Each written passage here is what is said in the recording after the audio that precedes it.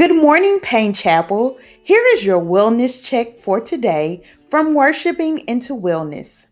As we close in March, we should be reminded that March is Traumatic Brain Injuries Prevention Month. I'm sure we're all familiar with that nursery rhyme about the monkeys jumping on the bed. Well, in this case, we don't want the monkeys jumping on the bed and falling off and bumping their head. This childhood nursery rhyme reminds us of TBIs or traumatic brain injury, which is a sudden injury that causes damage to the brain. These injuries can include concussions, brain contusions, skull fractures, and intracranial hematomas. Causes of TBIs are classified into two types: closed head injuries and penetrating head injuries. However, some accidents such as explosions, natural disasters, or extreme events can cause both closed and penetrating TBIs in the same person. Falls, motor vehicle crashes, sports injuries, being struck by an object, child abuse, and blast injuries due to explosions are all causes of closed head injuries, while penetrating head injuries are caused by being hit by a bullet or a shrapnel, being hit by a weapon, or a head injury that causes a bone fragment to penetrate the skull. Some symptoms of a traumatic brain injury happen immediately after the traumatic event. Others may not appear for several days or weeks.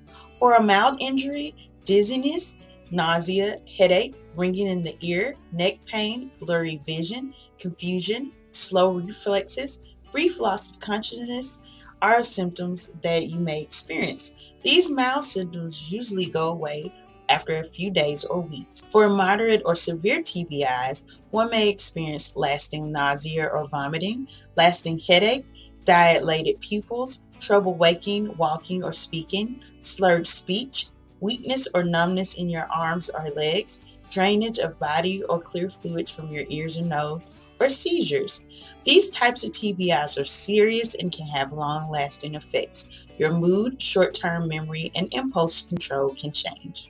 If you have a TBI, you need to get medical care as soon as possible.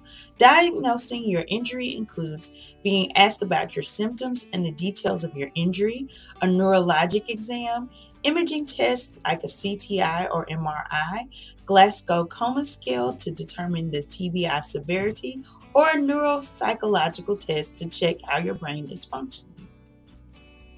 TBI treatment depends on many factors, including the size, severity, and location of the brain injury.